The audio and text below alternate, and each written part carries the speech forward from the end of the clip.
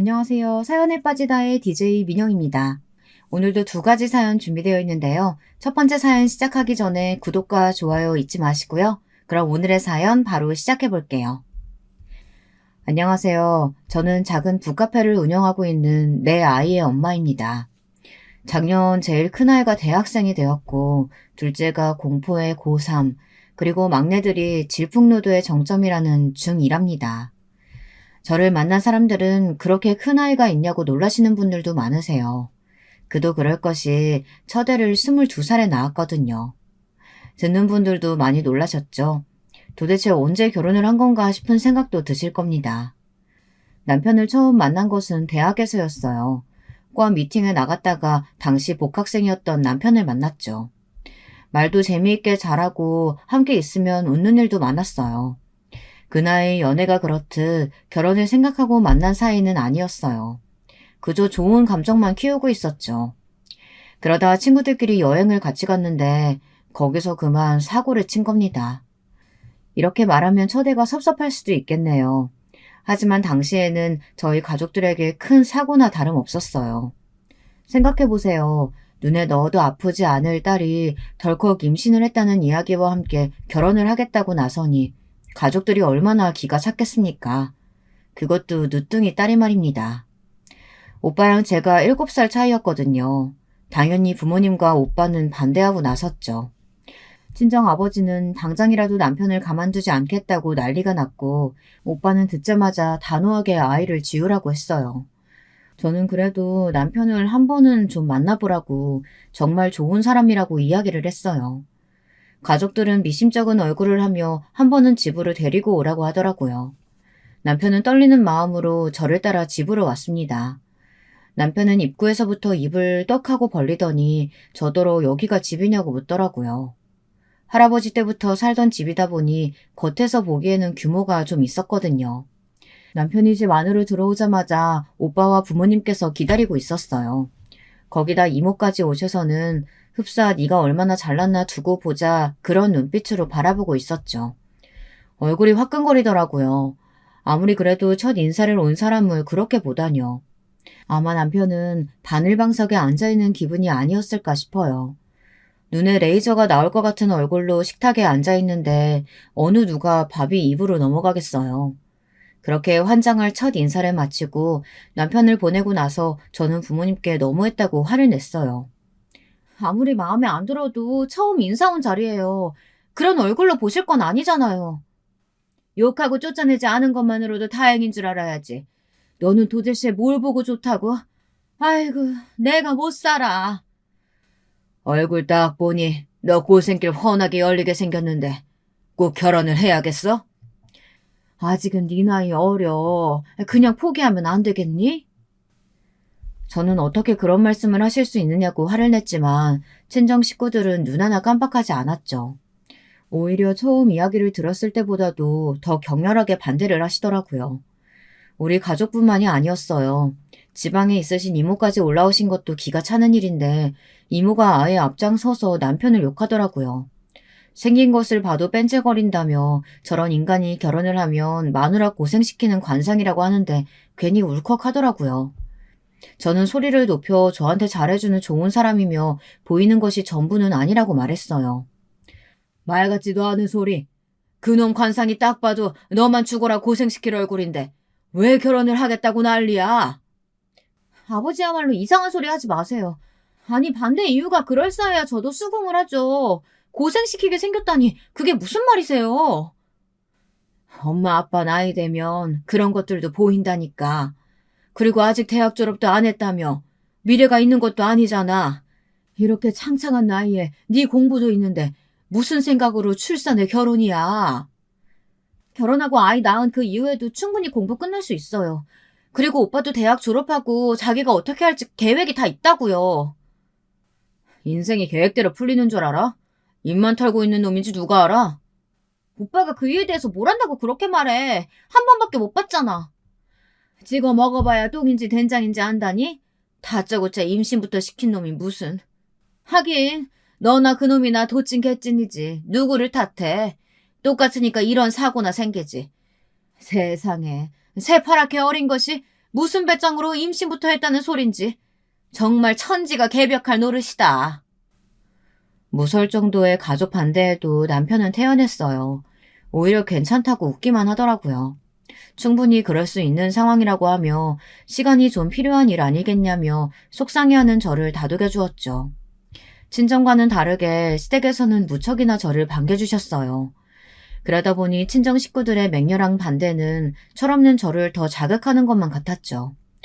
결국 죽어도 남편과 결혼하겠다고 우기던 저는 친정과 등을 지게 되었어요. 나 같아도 귀한 막내딸이 애가 져서 대학 졸업도 안 하고 결혼부터 한다 하면 싫다 하시지. 그러니 너무 속상해하지 말고 아기 낳고 키우다 보면 이해해 주시겠지. 어차피 배불러 지금 당장 결혼식을 할 수도 없으니까 우리 애 낳고 결혼식 올릴 때 그때 장인어른 장모님 모시자. 태어난 우리 애 보면 마음이 바뀌실 거야. 제가 친정의 반대에 많이 괴로워하자 시어머니까지 나서서 저를 다독여 주셨어요. 혹시 임신했는데 몸이라도 상하면 큰일이라고 신경도 많이 써주셨죠. 임신하고도 친정에서 좋지 않은 이야기만 듣던 저에게 시어머니의 다독임과 남편의 다정함은 감동이었어요. 두 사람이 딴 생각을 하고 있다고는 조금도 생각하지 못한 저는 순수하게 그 말을 믿었죠. 첫 임신이라 겁나는 것도 많고 모르는 것 가득한 저는 시댁에 있으면서도 마음이 편하지는 않았어요. 너무 저를 잘 챙겨주셨지만 이상하게 심장이 콩닥콩닥 뛰었죠. 첫 딸아이가 태어나고 저는 고민을 했습니다. 친정 식구들에게 아이가 태어났다는 사실을 이야기해야 하나 고민이 되었죠. 아무리 결혼을 반대하셨지만 그래도 손주가 태어났는데 궁금해하지 않으실까 싶었거든요. 그래서 용기를 내어 연락을 했습니다. 무슨 일인지 오빠가 받더라고요. 다시는 우리 얼굴 안 본 생각으로 나가더니 갑자기 무슨 전화야? 오빠, 나 출산했어. 딸이야. 제 고백에 한동안 오빠는 아무 말이 없었죠.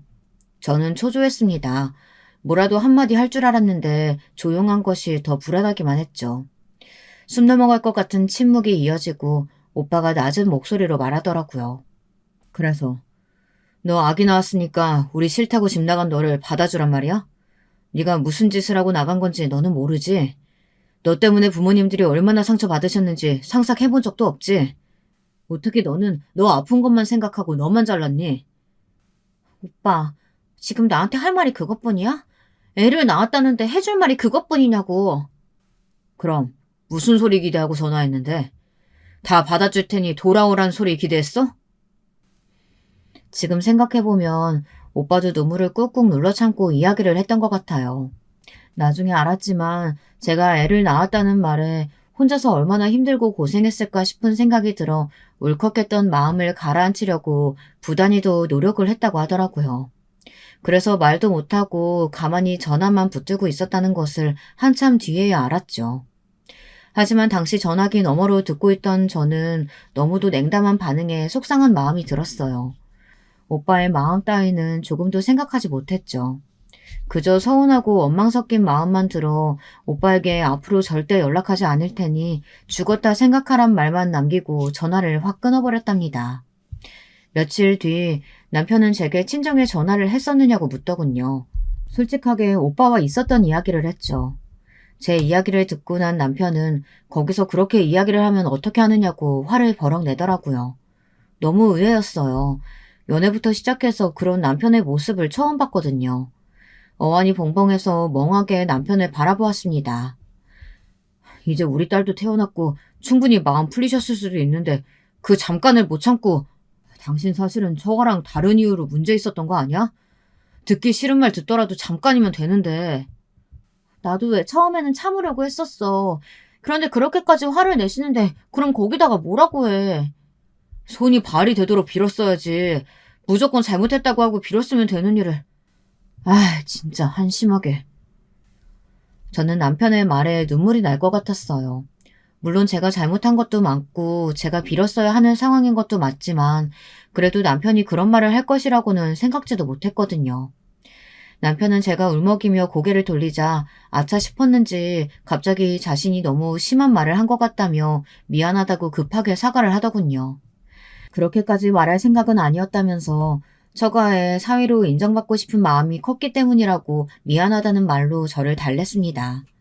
저는 섭섭한 마음에 입을 꾹 다물었어요. 남편은 어떻게든 제 기분을 풀어주려고 애쓰더군요. 그때 눈치를 챘어야 했는데 눈치가 없던 저는 당시 왜 남편이 그렇게 화를 냈었는지에 대해 생각을 깊게 해보지 않았어요. 나중에 알았죠. 남편에게 다른 생각이 있었다는 사실을 말이에요. 육아를 시작한 저는 매일 잠도 이루지 못하고 혼자 있으면 자꾸 눈물만 나더라고요.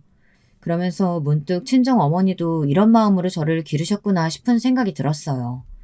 그리고 친정에 다시 전화를 걸고 싶은 충동이 들었습니다. 그런데 그 자존심이 뭐라고 죽은 줄 알라고 큰소리 쳤던 것이 기억나서 좀처럼 용기가 나지 않았습니다. 그렇게 고민을 하던 저는 그래도 잘 사는 모습으로 다시 전화를 드리자는 굳은 다짐을 하고 그 다음에는 복학해서 대학을 졸업할 계획을 세우기 시작했어요. 하지만 제 계획은 둘째 임신으로 산산조각이 났죠. 분명 조심한다고 했는데 둘째가 덜컥 들어섰더라고요. 그때는 저도 모르게 남편에게 화를 내기도 했어요. 복학해서 졸업할 생각이었는데 어떻게 하면 되느냐고요. 속상해하지 마. 우리 둘째까지 낳고 나면 처가에서도 더 이상은 뭐라 하시지 못하겠지. 그럼 우리 장인어른이랑 장모님한테 인사도 드리면 되잖아. 그럼 내 복학은? 졸업은? 나도 졸업하고 취직해야 하는데 또 이렇게 미루라고? 둘째 낳고 내년에 가면 되지. 그리고 그때면 처가에서도 우리를 인정해 주실 거고 한결 수월하게 애들 키울 수 있을 거야. 어처구니가 없었죠. 마치 남편의 이야기는 지금의 상황을 자신이 계획했다는 것처럼 들렸거든요. 당시에는 몰랐는데 돌이켜보면 피임을 했지만 남편의 계략이 있었던 것은 아닐까 싶어요. 하여튼 그렇게 저는 복학의 시기를 또다시 1년 미루면서 임신과 육아 괴로움에 몸부림치고 살고 있었죠. 그 와중에 남편은 취직 준비를 한다고 정신이 없어 그 누구에게도 답답한 제 마음을 털어놓지도 못했어요.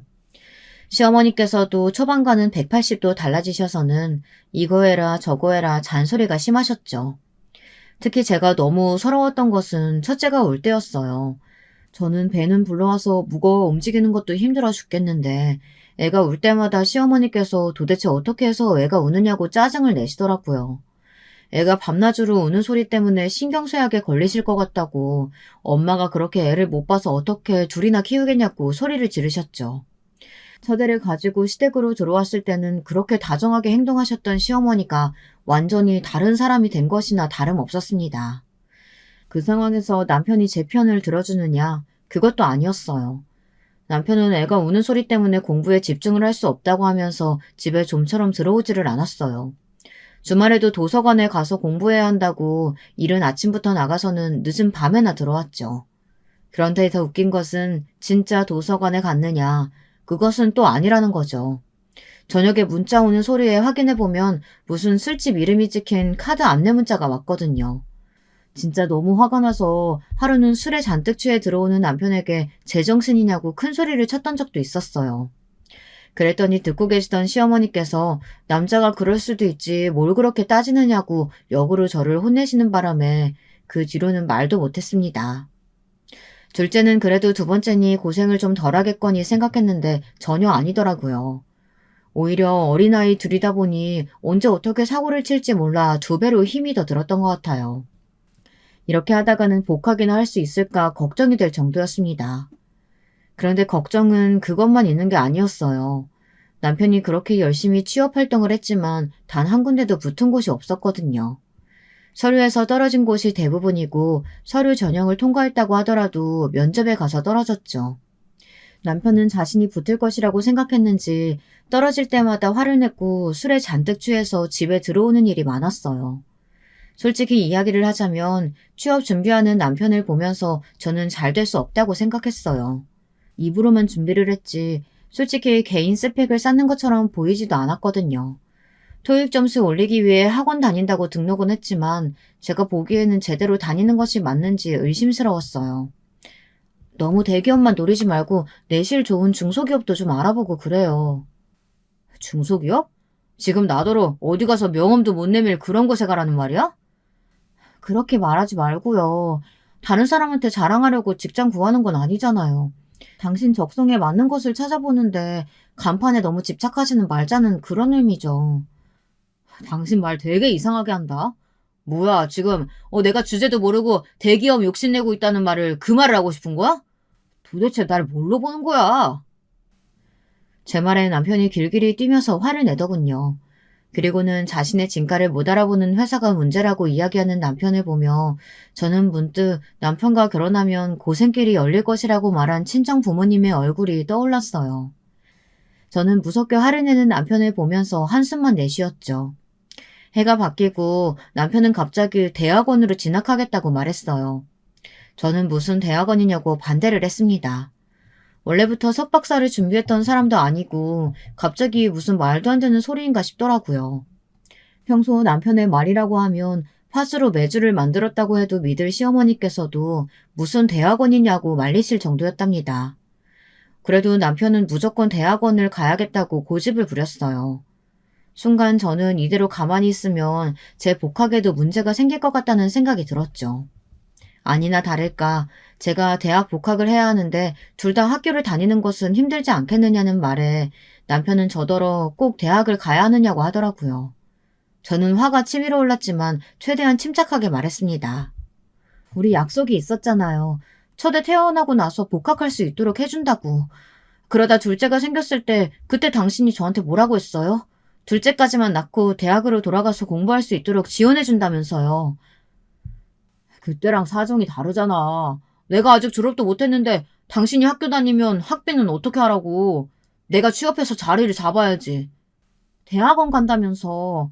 그럼 나더러 당신 대학원 졸업하고 취업할 때까지 기다리란 말이에요? 침착하게 대화를 이어가고 싶었던 저는 결국 소리를 높였어요. 그런데 그때였어요. 남편이 충격적인 이야기를 아무렇지 않게 꺼냈어요. 그럼 당신 친정에 연락해서 내 자리 하나라도 만들어주던가. 아버님 연줄 이용하면 내 자리 하나는 금방 만들 것 같은데. 이번 기회에 애들 데리고 가서 소개도 시켜주면서 내 이야기 좀 해봐. 뭐라고요? 지금 그게 말이 된다고 생각해요? 당신이랑 결혼한다고 친정이랑 등 돌린 지가 언젠데 지금 나더러 뭘 하라고요? 내가 둘째 낳을 때 말했잖아. 둘째까지 생기고 나면 처가에서도 아무 말씀 못 하신다고. 그러니까 가서 좀 빌어봐. 내가 취직을 해야 당신도 복학할 거 아니야.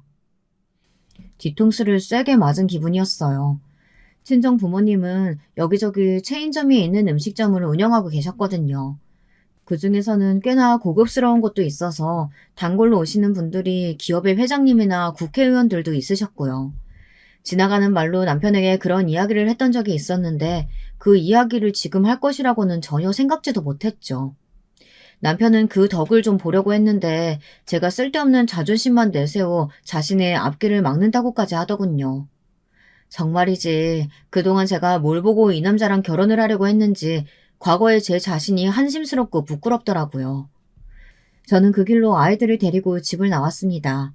당연히 이혼하겠다고 소리를 지르고 말이죠. 집을 나오기는 했는데 갈 곳이 없더라고요.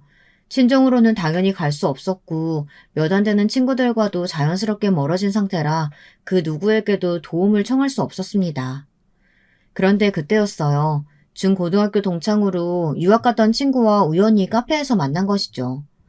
저는 숨이라도 좀 돌릴 생각으로 카페에 들려 앉아있는데 낯선 사람이 제 이름을 부르며 다가오더라고요. 오랜만에 만났는데도 단숨에 알아볼 수 있었죠. 친구는 갑자기 애엄마가 되어있는 저를 보곤 꽤나 놀란 눈치였어요. 이내 무슨 일이냐고 물어보는 친구에게 부끄러워 말을 할 수 없었습니다. 그저 얼버무리며 친구의 안부를 물었죠. 친구는 그런 제 모습에 눈치를 챈 것인지 시간 되면 함께 가자고 하며 첫째를 번쩍 들어올리더군요. 그리고는 애들도 피곤해 보이는데 자기 집에 가서 이야기를 하자고 하더라고요. 화끈거리는 얼굴을 감싸쥐고 저는 친구를 따라 나섰습니다. 아예 귀국을 했다는 친구는 혼자 살기에는 꽤나 넓은 집으로 저를 데리고 갔어요. 그리고 아이들을 편하게 씻기고 재우라고 하고는 잠시 나갔다 오겠다고 하더군요. 그렇게 외출해서 돌아온 친구는 양손 가득 아이들에게 필요한 물건들을 사왔어요. 그리고는 며칠이 되어도 좋으니 편하게 지내라고 말했습니다. 그 말에 저는 참고 있던 눈물을 터뜨리며 있었던 일을 이야기했어요. 친구는 잠자코 제 이야기를 듣고는 말없이 제 어깨를 두드려 주었죠. 다음날 남편에게서 미안하다는 말로 가득한 음성 메시지가 도착했더군요. 제가 전화도 받지 않고 문자며 카카오톡이며 다 반응이 없자 초조해진 것 같았어요. 아마 제가 갈 곳도 없으니 금방 돌아오겠거니 싶었는데 아예 외박을 하자 놀란 모양이더라고요. 그러면서 저더러 친정이냐고 물어보며 친정이라면 바로 데리러 가겠다고 하더군요. 기가 찼어요. 저는 친구와 함께 있다는 말과 함께 이혼 서류나 준비해두라고 말했죠. 남편은 자신이 잘못했다고 한 번만 용서해달라고 말했어요. 내가 당신 앞길을 막고 있다며. 나야말로 당신 때문에 인생이 틀어진 사람이야. 왜 이래? 그러니까 서로 헤어져서 각자 갈 길 가자고. 진짜 미안해. 내가 홧김에 실수했어. 내가 당신 하라는 대로 다 할게. 대학원 가지 말고 돈 벌어오라고 하면 돈 벌어 올게. 그러니까 어서 집으로 돌아와. 어머니도 당신 찾고 난리도 아니야. 어머니께 말씀드려. 나는 상관없으니까. 그리고 이혼 서류 쓰면서 애들 양육은 내가 할 테니까 양육권은 상상조차 하지 마. 저는 그렇게 말하고 전화를 끊었죠. 얼마 뒤 이번에는 시어머니께서 전화가 오셔서는 제가 무슨 힘이 있어서 애들을 키울 수 있느냐고 하시더니 아무리 남편이 잘못을 했다고 해도 어디 여자가 집을 나가느냐고 소리를 지르시더군요. 저는 이혼할 것이라고 다시 말씀드렸고 시어머니께서는 이혼을 하더라도 애들은 두고 가라고 하셨어요. 자기네 핏줄을 남에게 맡길 수는 없다고 말이죠. 정말이지 무슨 막장 드라마도 아니고 이 상황이 뭔가 싶었습니다. 시어머니께서는 무능력한 저보다는 남편이 아이를 키우는 것이 맞지 않겠느냐고 큰소리치시며 법대로 해도 자신들이 유리하다고 하시더군요. 그러면서 지금도 늦지 않았으니 잘못했다고 하고 들어오면 모든 것을 용서해주겠다고 말하셨어요. 저는 남편과 알아서 정리할 테니 시어머니께서는 참견하지 마시라고 말하고는 전화를 끊어버렸죠. 정말 많은 생각을 했습니다. 시어머니의 무능력하다는 말이 제 심장을 찔렀죠. 확실히 제게는 남은 것이 아무것도 없었어요. 가진 돈도 얼마 남지 않은 상황이라 무엇 하나라도 시작할 수 있는 것이 없었죠. 애들을 뺏길 것 같은 공포가 머릿속에 가득했어요. 거기다 애들을 보고 있으니 괜히 이혼해서 애들을 아빠 없는 자식으로 만드는 것이 과연 옳은 일인가 고민이 되기도 했고요. 좋든 싫든 그래도 아빠인데 하고 말이죠. 아마 제 이야기를 듣고 계신 분들 중에는 저런 답답이가 다 있나 하시면서 한심해 하실 분들도 계시겠죠. 하지만 저는 그 문제가 이혼하겠다는 제 결심을 흔들고 있었답니다. 저의 이야기를 듣고 난 친구는 뜬금없이 남편에게 일자리를 소개시켜 주겠다고 말했어요. 갑자기 꺼낸 이야기에 저는 머릿속이 하얗게 변했죠. 친구는 남편이 일자리를 가지면 저와의 분란도 자연스럽게 소멸되고 그럼 제가 이혼에 대해 고민할 필요도 없지 않겠느냐고 하더군요. 그리고 진짜 이혼의 결심이 섰다면 대학 졸업해서 취직한 뒤에 해도 늦지 않는다고 말이죠. 지금 당장이 어렵다면 시간을 좀 벌라는 친구였어요. 저는 독특한 친구의 관점에 할 말을 잃었습니다. 하지만 이런 저와는 반대로 친구는 너무나도 평온하면서 확신에 찬 얼굴을 하고 있었죠. 겨우 정신을 차린 저는 그런 식으로 생각해도 되겠구나 싶었어요. 하지만 친구에게 신세를 더 이상 지고 싶지는 않았죠. 친구는 고작 일자리 하나에 제가 편할 수 있다면 문제가 되지 않는다고 말하며 괜찮다고 웃었어요. 저는 오랜만에 만나 이렇게까지 친절을 베풀어주는 친구에게 너무 미안해서 견딜 수가 없었어요. 너는 잊고 있을지 모르겠지만 나는 한 번도 잊은 적이 없었거든. 너는 몰랐겠지만 중학교 때 나 왕따 당했었어. 너 전학 오기 전까지. 그런데 너 전학 와서 다른 애들이 말리는데도 아무렇지 않게 나한테 다가와서 같이 밥 먹자고 해주고 같이 숙제하자고 하고. 너는 모를걸? 그게 얼마나 고마웠는지. 그때는 그냥 네 그림이 좋아서 너랑 친하게 지내고 싶었을 뿐이었어. 그래, 너는 그런 마음이었겠지만 나한테는 아니었어. 나 사실 그때 학교도 다 그만두고 싶었거든. 그런데 네가 있어서 버틸 수 있었어. 지금 이렇게 어엿한 디자이너로 살고 있는 것도 다 네 덕분이고. 저는 너무 과장해서 말하는 것 아니냐고 했지만 친구는 전혀 아니라고 하며 자신의 도움을 거절하지 말아달라고 했죠. 그렇게 친구의 도움으로 남편은 한 패션 브랜드의 공장에 취직할 수 있었어요. 낙하산으로 공장장이라는 명칭까지 달고 말이죠. 처음에 그 이야기를 들었을 때 남편은 심드렁 하더니만 공장장 자리에 친구가 소개시켜준 곳이 대형 브랜드라는 것을 알고 나서는 얼굴이 싹 바뀌면서 제 앞에 무릎까지 꿇어가며 미안하다고 사과를 하더라고요. 속으로 참 가벼운 무릎이구나 생각하며 저는 남편의 사과를 받아들이는 척 했어요. 하지만 친구의 말처럼 언젠가 제가 능력만 되면 이혼해 버리겠다고 다짐했죠. 다시 집으로 돌아가는 날, 친구는 제게 더 늦기 전에 친정에 연락을 하라고 말했어요. 더 늦어버리면 나중에 후회할 일이 많아진다고 말이죠. 이날의 이 충고를 저는 평생에 걸쳐 후회하고 또 후회했답니다. 시댁으로 돌아온 저는 남편의 직장이 멀리 있다는 핑계를 삼아 독립을 하자고 말했어요. 다행히 그 회사에서는 사택을 제공하고 있더라고요. 남편 역시 그게 좋겠다고 말했죠. 더 다행인 점이 있다면 사택이 제가 복학하려는 대학과도 가까웠답니다. 다음에 남편이 취직을 하고 저는 바로 복학을 했어요. 아이들은 남편 회사의 어린이집에 맡겨두고 정말 미친 듯이 공부만 했어요. 남편과는 자연스럽게 대면대면한 사이가 되었죠. 그렇게 저는 대학 졸업반이 되었고 취업 준비도 자연스럽게 시작했답니다. 남편은 그런 저를 보면서 취직이 쉬운 것이 아니라며 차라리 사택 근처에서 알바 자리나 알아보는 것이 어떻겠느냐고 말했지만 저는 이혼을 생각하며 이를 악물고 악착같이 덤벼들었어요. 덕분인지 몇 군데 면접을 보러 오라는 연락을 받았고 결국에는 취업에 성공할 수 있었답니다. 그것도 대기업의 말이죠. 사실 애도 있고 해서 성공할 것이라고는 전혀 기대하지 않았거든요. 그저 경험 삼아 넣어보자 정도였는데 붙어버릴 줄은 몰랐죠. 진짜 얼마나 기뻤는지 말로 다 표현하기 힘들 정도였어요. 남편은 이런 제 소식에 처음에는 인상을 쓸 정도로 기분을 나빠하더니만 갑자기 축하한다고 말해주더라고요. 그리고는 일이 벌어진 것이죠. 남편이 축하 파티를 하자고 하더니 술이 좀 들어가면서 자연스럽게 관계를 가지게 된 것이죠.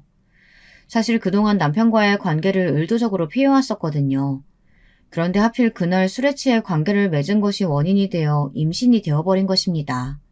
무슨 이런 말 같지도 않은 이런 일들이 우연하게 일어날 수 있나 미칠 것 같았어요. 거기다 쌍둥이라니. 저는 산부인과를 나오면서 길에 주저앉아 큰 소리로 울음을 터뜨렸답니다. 당연히 취직 합격은 없었던 일이 되었죠. 모든 것을 다 포기하고 싶은 심정이었어요.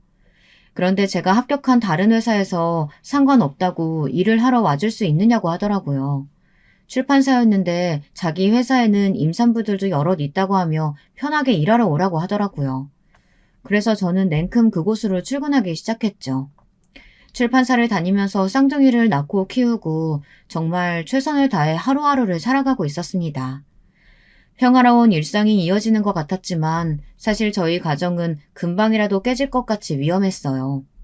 남편이 도박에 손을 대기 시작했거든요. 처음에는 세미나를 갔다가 카지노에 가서 가볍게 즐겼다고 하더군요. 그런데 나중에는 친구들과 함께 정기적으로 카지노를 가기 시작하더니 나중에는 아예 월차니 연차까지 끌었으면서 도박장을 다니더라고요. 저 모르게 말이죠. 그런데 하루는 인상이 좋지 못한 두 남자가 출판사로 찾아와서 제게 돈을 갚으라고 하더라고요. 빌린 적도 없는 돈을 말이죠. 저는 무슨 말도 안 되는 소리를 하느냐며 돈을 빌린 적이 없다고 했더니 남편이 제 이름으로 사채를 썼다고 하더라고요. 정신이 혼미해지는 것 같았어요. 비틀거리는 몸을 겨우 추스르고 언제 얼마나 빌렸는지 물었죠. 도박장에서 빌린 돈이라 하면서 이자까지 포함해서 1,000만 원이라고 했습니다. 믿겨지시나요? 1,000만 원이요. 20평대 사택에서 내 아이들과 북적거리며 살고 있는 가정의 가장이 도박장에서 1,000만 원의 빚을 지고도 그 돈을 아내 명의로 빌렸다는 사실이 있을 수 있는 일이겠습니까? 순간 저는 제가 잘못 들었다고 생각했어요. 하지만 몇 번을 확인해도 1,000만 원이었습니다. 저는 제가 빌린 돈이 아니라 갚을 수 없다고 말했지만 두 사람은 명의가 저로 되어 있는 이상 어쩔 수 없다고 하더군요. 그러면서 아무래도 전혀 모르는 눈치니 오늘은 이만 가보겠지만 다음에는 이렇게 정중하게 물러나지 않을 것이라고 경고도 하고요. 저는 두 사람이 가고 나서도 한참을 그 자리에 앉아 있었습니다. 그리고 진정이 되지 않는 손을 몇 번이나 만지작거리며 남편에게 전화를 걸었죠. 그런데 남편의 반응이 너무 소름 돋더라고요. 거기로 갔어? 그 조금만 기다리라고 했는데, 아유, 하여튼, 못 배운 것들이 인내심도 없어서는. 내가 알아서 해결할 테니까 당신은 걱정할 필요 없어. 당신이 무슨 재주로 그 많은 돈을 하루아침에 갚겠다는 말인데, 미쳤어요? 도박이라니, 우리 애들은 생각도 안 해요? 참 시끄럽네. 이번에 주식 정리된 돈이 좀 들어왔으니까 걱정하지 말라고. 내일이면 다 갚을 수 있어. 남편의 입에서 주식이란 단어가 튀어나오는데 정말 미치겠더라고요. 저는 주식도 하고 있었느냐고 소리를 높였지만 남편은 여자가 어디서 남자 하는 일에 말을 하느냐며 그저 조용히 입만 닫고 있으라고 했죠. 기가 찼어요. 그래도 해결하겠다고 큰 소리치는 남편의 말을 믿고 기다리고 있었죠. 그런데 이틀 뒤 시어머니께 전화가 오더군요. 꽤나 당황한 목소리로 제게 도대체 집에서 살림을 어떻게 하고 있느냐고 소리를 지르시더라고요. 제가 무슨 일이냐고 묻자 남편이 시어머니의 명의로 돈을 빌렸는데 갚지를 않아 사람들이 찾아왔다고 하시더군요. 저에게 찾아온 사람들과는 다른 사람인지 집에 들어와서는 겁을 잔뜩 주고 갔다고 하셨어요. 도대체 너는 뭐 하는 물건이냐? 아니 집에서 살림을 어떻게 했길래 남자가 밖에서 빚을 지게 만들어? 무슨 소리세요? 그 빚 다 어머님 아들이 도박하다가 생긴 빚인데요. 도박? 내 아들이 그런 거 할 리가 있겠어? 내가 모른다고 어디서 거짓말하고 있어? 너 나가 살기 시작하더니 아주 내 머리 꼭대기에 앉으려고 하는구나. 제가 이런 일로 어머니께 거짓말을 뭐하러 하겠어요. 제 회사에도 찾아왔었어요. 남편이 도박장에서 빚을 졌다고. 제 말에 시어머니께서는 한동안 말씀이 없으셨어요. 저는 이렇게는 남편과 못 살겠으니 이혼하겠다고 말했죠.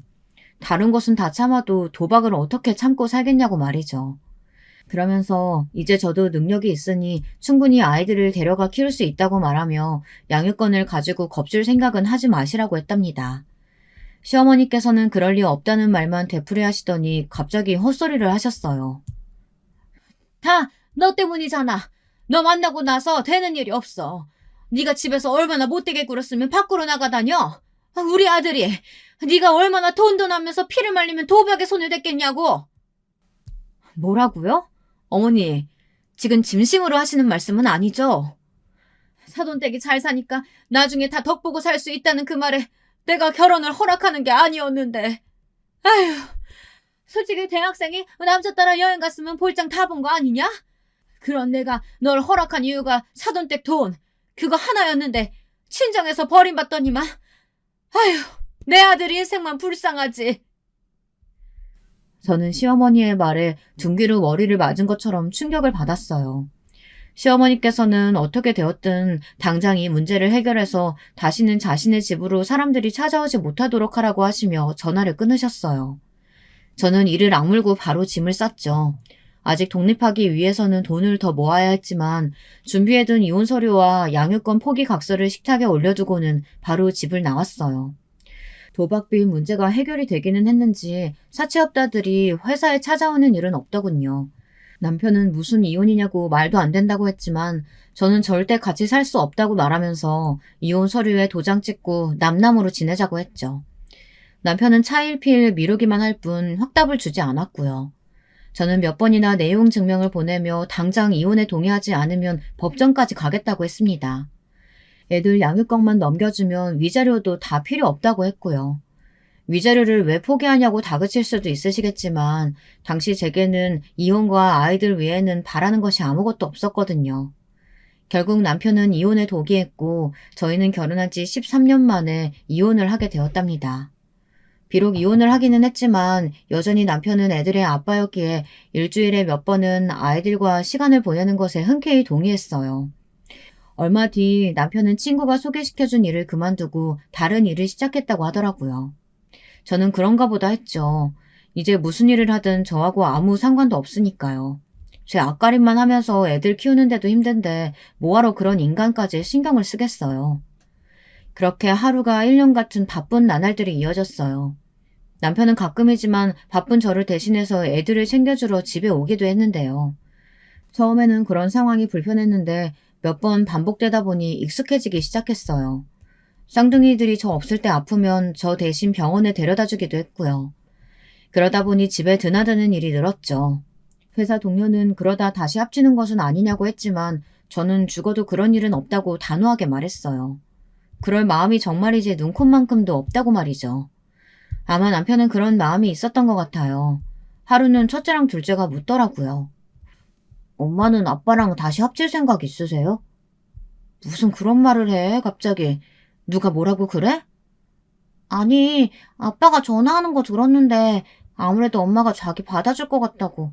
이대로만 가면 합치는 건 문제가 아니라고 하던데? 절대 그런 일은 없어. 아빠가 헛소리 하는 거야. 저는 어이가 없었지만 아이들에게 확실하게 말해주었어요. 이제 중학생이 되는 아이들을 붙들고 이런 말 하는 제가 어이가 없었지만 그래도 얼버무리고 싶지는 않았어요. 아이들에게 왜 남편과 이혼했는지에 대해서 이미 이야기를 해두었기 때문에 아이들은 이런 제 반응에 순순히 고개를 끄덕였답니다. 그날의 이야기를 아이들이 남편에게 했는지는 몰라도 한동안 남편은 얼굴을 보이지 않았어요. 몇 달이 지나고 나서야 다시 나타난 남편은 아무렇지 않게 전과 같이 행동했죠. 다만 집에 오는 일은 없었어요. 그렇게 7년이란 세월이 흘렀죠. 남편에 대한 원망도 어느 정도 희석되어 가고 있었어요. 아이들 문제가 항상 중간에 있다 보니 이제는 친구 같은 사이가 되었죠. 그러던 어느 날 사고가 터져버린 것이에요. 그날은 첫아이가 대학 합격 소식을 전해온 날이었어요. 첫아이는 판사가 꿈이라고 하며 정말 죽어라 공부했거든요. 덕분에 고려대 자유전공학부에 합격했죠. 그래서 가족들끼리 모여서 밥을 먹자고 했는데 그 자리에 남편도 초대를 했거든요. 남편도 딸아이의 대학 합격 소식에 꽤나 들뜬 모양이었어요. 기분 좋게 식사를 하고 난 다음 날이었죠. 저는 딸아이 등록금을 낼 생각으로 어플을 켰는데 통장에 돈이 없더라고요. 이게 무슨 일인가 싶어 바로 은행으로 달려갔어요. 은행에서는 오전에 인출이 있었다고 하더군요. 저는 어처구니가 없어 집으로 가서는 통장을 찾았어요. 서랍 곳곳을 뒤졌지만 통장이 보이질 않았죠. 그뿐만이 아니었어요. 다른 아이들의 등록금 통장도 없더라고요. 집안 곳곳을 찾아보았지만 헛수고였죠. 그런데 문득 남편의 얼굴이 떠올랐어요. 평소보다 많이 피곤해 보이던 얼굴에 저는 설마를 중얼거리며 남편에게 전화를 걸었죠. 통장? 애들 명의로 된 거 말이지? 내가 좀 급해서 가져왔어. 쓰고 채워둘 테니까 너무 걱정하지 마. 미쳤어? 이거 엄연히 도둑질이야. 내가 애들 몫으로 모아둔 돈을 당신이 뭔데 가져간다는 거야? 경찰에 신고하기 전에 당장 가져와. 그 돈이 어떤 돈인데? 애들 대학 등록금이고 유학 자금으로 모아둔 거라고. 유학은 무슨. 앞으로 어떻게 될 줄 알고 유학 자금이래. 내가 지금 급하다고 말했잖아. 금방 채워준다니까. 저는 당장 큰아이 등록금 내야 하는데 무슨 헛소리냐고 가져오라고 소리를 질렀어요. 남편은 등록금을 무슨 벌써 내느냐고 하더니 그 몇백이 없어서 자기한테 전화를 걸었느냐고 하더군요. 자기도 그 돈이 없어서 통장을 훔쳐간 주제에 그게 무슨 헛소리인지. 저는 비밀번호는 어떻게 알았으며 언제 가져갔느냐고 따졌어요. 남편은 애들 통장인데 비밀번호야 뻔한 건 아니겠냐고 하면서 축하 파티에서 슬쩍 했다고 당당하게 말했죠. 화가 머리끝까지 났던 저는 그 한마디에 온몸에 힘이 다 빠지는 것 같았어요. 저는 이렇게 화를 내고 있는데 오히려 영문을 모르겠다는 남편의 반응에 지금 뭐하러 내가 화를 내고 있나 싶더라고요. 저는 다른 거 필요 없으니 그저 당장 돈을 돌려달라고 말했어요. 하지만 남편은 이미 다 쓰고 없다고 하더라고요. 그 많은 돈이 없다는 게 말이 되는 소리야? 어머니 생신이랑 올해 해외여행 보내드리고 싶었는데 주식이 좀 빠져서 손해가 났어. 어쩔 수 없었어. 시부모님께 효도했다고 생각해. 효도? 당신이랑 나랑 이혼한 지가 언젠데 내가 당신 부모한테 효도를 해야 되는데 미치려면 곱게 미쳐. 어떻게 아빠라는 인간이 자식 등록금을 빼서 그딴 곳에 써? 야, 아무리 우리가 이혼을 해도 한 번 시부모님은 영원한 시부모님이야. 말 그따위로밖에 못해? 그리고 내가 돈 돌려준다고 하잖아. 특급 정보 물었으니까 딱 기다리고 있으라고. 한 달이면 되니까. 한 달 같은 소리 하네. 당장 등록금 넣어야 한다니까? 남편은 그런 저에게 사채를 좀 빌려 쓰고 있으라고 하더니 작전이 잘 먹혀 들어가면 자신이 가져간 돈의 몇 배는 돌려받을 수 있다며 시끄럽게 하지 말고 전화를 끊으라고 하더라고요. 전화를 끊고 저는 이 일을 어떻게 해야 하는지 갈피를 잡을 수 없었어요. 당장 해결해야 하는데 제가 할 수 있는 것은 아무것도 없구나 싶었죠. 그래도 딸아이 등록금은 어떻게 해야겠다 싶어 발을 동동 구르며 알아보기 시작했어요. 눈물이 날 것 같았죠. 그 와중에 남편에게 도대체 어떻게 복수를 해줘야 할까라는 생각이 머릿속을 채우고 있었답니다. 그때였죠. 터덜터덜 길을 걸어오는데 누군가 저를 부르더군요. 너무나도 그립고도 미안한 목소리였어요. 고개를 들어 소리나는 방향을 바라본 저는 두 눈을 의심하고 말았답니다. 집 앞에서 오빠가 저를 바라보고 있더라고요. 저는 그 자리에서 한 걸음도 움직이지 못했어요. 어디 갔다 오냐? 한참은 기다렸는데. 여길 어떻게 알고? 네 친구가 연락했더구나. 너한테 큰 문제가 생겼는데 아무래도 내 도움이 필요할 것 같다고. 저는 할 말을 잃고 가만히 발끝만 바라보았어요. 제가 무슨 얼굴로 오빠를 마주할 수 있겠어요. 오빠는 가만히 제게 다가와서는 떨리는 손으로 제 손을 잡아주셨어요. 그러면서 하나도 안 변했다고 중얼거리면서 보고 싶었다고 말했죠. 저는 눈물이 왈칵 쏟아졌어요. 부모님은 건강하시지? 연락 못 받았니?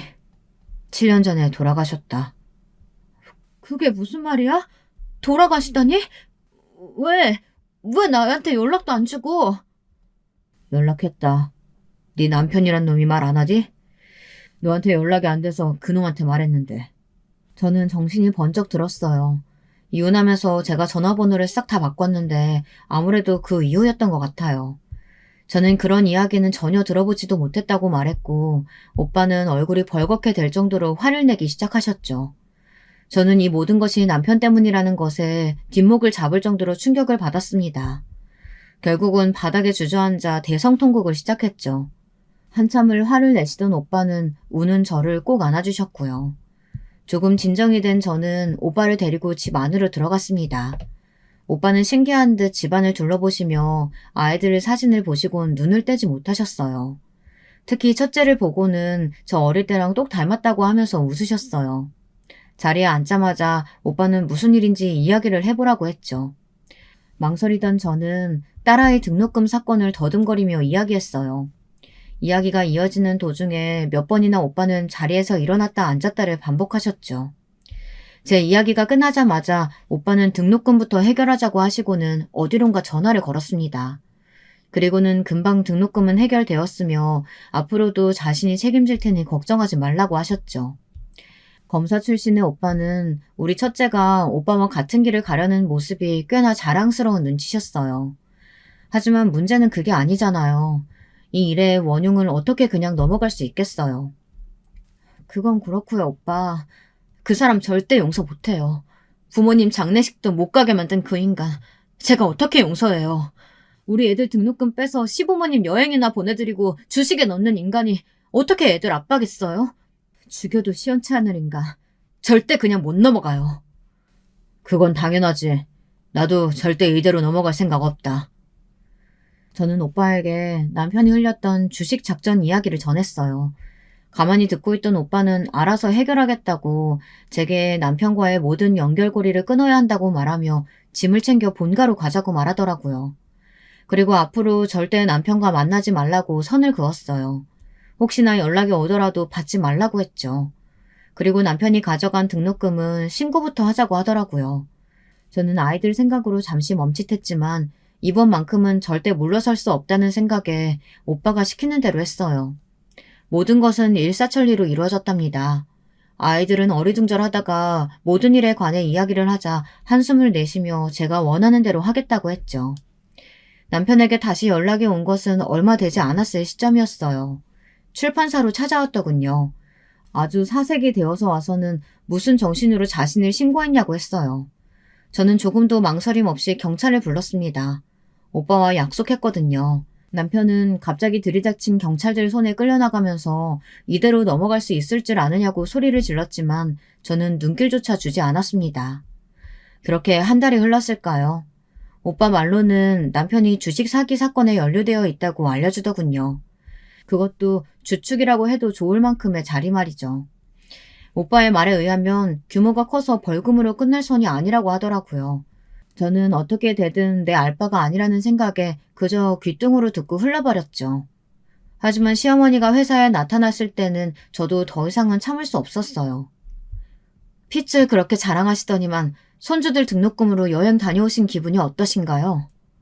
고작 그 이유로 내 아들 신고했어? 그 몇 푼 된다고?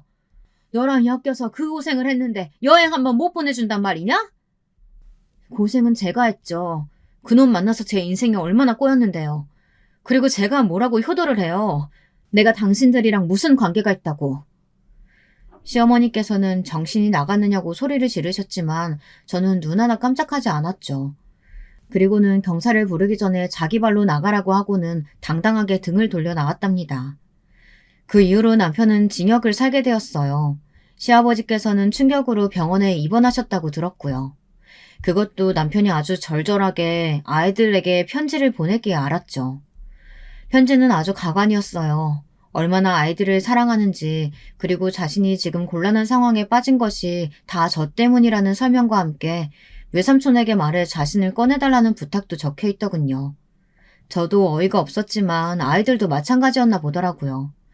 쌍둥이가 됐든 앞으로 자신들 인생에는 아빠라는 존재는 없다고 단호하게 말하며 답장조차 쓰지 않더라고요. 그 뒤로도 몇 번이고 연락이 더 오기는 했지만 아이들은 아예 반응조차 보이질 않았죠. 남편 일이 있고 나서 저는 출판사를 그만두고 북카페를 오픈했어요. 그러면서 공부하고 싶었던 것들을 다시 시도하기도 했죠. 비록 저의 청춘은 그놈 때문에 얼룩졌지만 그래도 사랑스러운 아이들을 만났고 그 덕분에 버티고 살아온 세월도 있으니까 더 이상은 후회하지 않으려고요. 끝까지 제 이야기 들어주셔서 정말 감사드립니다. 여러분, 두 번째 사연 시작하기 전에 좋아요, 구독 꼭 눌러주실 거죠? 그럼 두 번째 사연 바로 시작합니다. 지금 소개해드릴 사연은 경기도의 모처에서 거주하고 계신다는 여성 시청자분께서 보내주셨습니다. 안녕하세요. 제가 매일은 아니더라도 일주일에 4회 이상은 사연 영상을 꼭 시청하는 사람인데요. 얼마 전에 사연에 빠지다 어떤 사연 하나를 접하고 가슴이 먹먹해졌어요.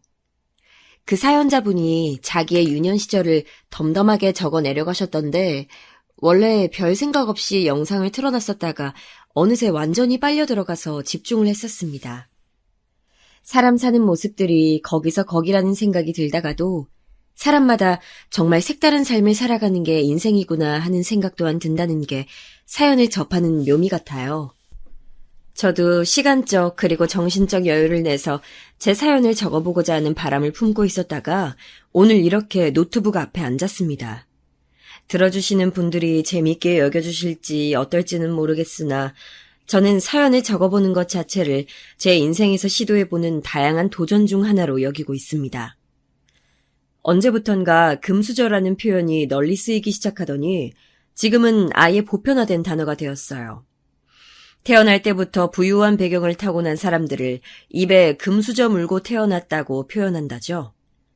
부모 잘 만나는 게 최고의 능력이라고 여겨지는 게 요즘의 세태라고 합니다. 출발선부터 남들보다 앞서 있는 것만큼 인생을 살아가는데 유리하는 것은 없으니까요. 지금과는 사회 현상을 다루는 모습이 살짝 달라서 그렇지 저 어렸을 때도 부의 척도로 급을 나누는 것은 있었습니다. 지금이 돈으로 계급을 나누는 현상이 아주 널리 퍼져 있는 일반적인 현상이라고 한다면 저 어렸을 때는 그게 널리 퍼져 있지는 않지만 그 계급 나누기가 이루어질 때는 아주 잔인하고 거침이 없었다는 게 특징이었죠. 공공연한 놀림의 대상이었으며 조롱과 멸시를 받기 십상이었습니다. 요즘은 학교에서 체벌이 없는 세상이잖아요. 학교에서 친구를 잘못 왕따시켰다가는 그게 기록으로 남아서 도리어 자기 미래를 말아먹을 수도 있는 것이 현재의 모습이죠. 그러나 저 어렸을 때는 체벌이란 너무나도 자연스러운 행위였어요. 선생님이나 동급생들이 가난하고 빽없는 아이를 놀려먹는 건 전혀 낯선 풍경이 아니었던 것 같네요. 제가 이렇게 말을 하는 것은 제가 바로 그 표적이 되어봤기 때문입니다. 부잣집에서 태어나 살아간다는 건 도대체 어떤 걸까? 무슨 기분일까? 이런 궁금증을 어린 나이에 품고 있었던 저는 가난하고 볼품없는 집안의 막내였습니다. 우리 집 막내, 너만 없었어도 먹일 입 하나는 줄었을 텐데. 막내는 낳을 생각이 없었건만 어쩌다가 생겨서 어쩌다가 태어났는지 아휴. 이런 무례하고 무식한 소리를 아무렇지 않게 하고 나셨던 분들이 바로 저희 부모님이셨습니다. 제가 태어나고 싶다고 두 분을 졸라서 세상에 태어난 것도 아니건만 저는 존재 자체로 왠지 죄인이 된 기분이었어요. 제가 기억하는 한 아주 오래전부터 저는 그런 느낌을 집에서 받아왔습니다. 제 위로는 언니가 2명이었죠. 저랑은 나이 차이가 꽤 났고 언니들끼리는 연년생이에요. 여기서 또 웃긴 게 둘째인 작은 언니가 아들일 거라고 출산 전에 아버지는 물론이고 다른 사람들이 다 그렇게 짐작했었대요. 그건 짐작이라기보다는 소망이었겠지만요. 첫째가 딸이니까 둘째는 당연히 아들이어야 마땅하다는 논리였습니다. 언니들이 연년생인 것은 제 생각에 그래서인 것 같아요. 아들을 기대했건만 첫째가 딸로 태어났으니 얼른 아들을 가지기 위해서 둘째 임신으로 이어졌던 것입니다. 저만의 추측이지만 언니들도 이렇게 생각을 하고 있던 것으로 봐서는 정황상 확실했네요. 이런 비람아가 둘째도 딸을 낳으면 뭐 어쩌라는 거야? 부모님을 뵐 면목이 없어! 나라고 딸을 낳고 싶어서 낳은 것도 아닌데 나도 아들을 낳고 싶었다고요. 뱃속에 있는 동안 이번엔 아들일 거라고 믿었건만 또 딸이 태어난 걸 그래서 나보고 어쩌라는 거예요? 도로 배에다가 집어넣을까? 어? 에라이, 하여간 난 모르겠으니까 당신이 딸 2명 다 알아서 잘 키워보라고. 나는 딸만 2 가질 생각은 추호도 없이 가정을 꾸린 사람이니까 이 사태를 당신이 책임져야 할 거야. 작은 언니가 태어나고 나서 부모님이 그렇게나 자주 다투셨대요. 아버지께서는 걸핏하면 집을 나가겠다며 협박조로 으름장을 놓으셨죠. 저희 큰언니는 불운하게 집안을 잘못 타고난 사람이에요. 왜냐하면 타고난 머리 자체가 좋거든요. 그래서 기억력도 상당히 뛰어납니다. 가난한 데다가 무식하기까지 한 집안에서 태어나지만 않았어도 공부 쪽으로 성공했을지도 모르죠. 아무튼 이런 큰언니가 직접 보고 들었던 것을 기억하고 저한테 전해준 것들이니 부모님께서 작은 언니가 아들이 아니라 딸이라는 사실, 그거 하나 때문에 몇 년이고 지독히도 싸워대셨다는 것은 틀림없는 사실입니다. 작은 언니는 솔직히 말해서 성격이 글러먹었어요. 속된 말로 성격이 정말 지랄 맞습니다. 저는 그래서 어릴 적부터 작은 언니를 굉장히 무서워하면서도 동시에 싫어했는데 부모님께서 작은 언니를 두고 설왕설래를 해가시며 자주 싸우셨다는 비화를 나중에 알고서는 그때부터는 작은 언니를 덜 싫어하게 됐었죠. 모르긴 몰라도 부모님의 그 무례하기 짝이 없는 언사가 작은 언니의 성격을 더럽힌 게 분명해 보였거든요. 그런 환경에 놓이지만 않았다면 그놈의 너는 왜 딸로 태어났냐, 아들이길 바랐는데 라는 말만 지겹게 듣지만 않았다면 작은 언니는 제법 착하고 괜찮은 사람으로 자라났을지도 모를 일입니다. 작은 언니가 다 크고 나서 어느 날 술주정을 실컷 하고 계셨던 아버지한테 그랬어요. 술 좀 그만 쳐드세요. 가뜩이나 막 떼어 먹으신 분이 술까지 그렇게 드셔서 뇌세포가 남아나질 않게 되면 어떡해요? 자식들은 그런 부친 따위 부양할 능력 없으니까 알아서 정도껏 망가지시죠. 너 지금 뭐라고 짓거렸어? 계집애 주제에 나이만 차서는 쓸데없이 혓바닥만 길어졌구나.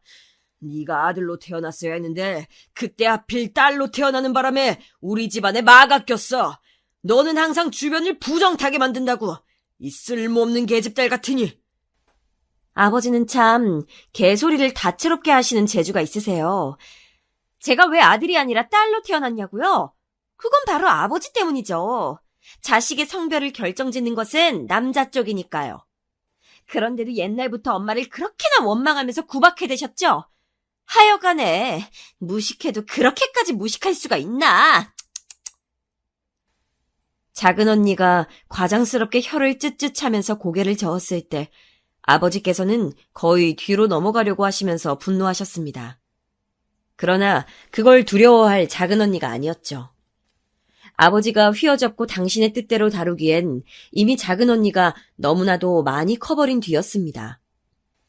작은 언니가 자식 성별을 결정짓는 요소를 아버지 앞에서 터뜨린 이후에 웃기게도 집안에 변화가 일어났었던 것 같아요.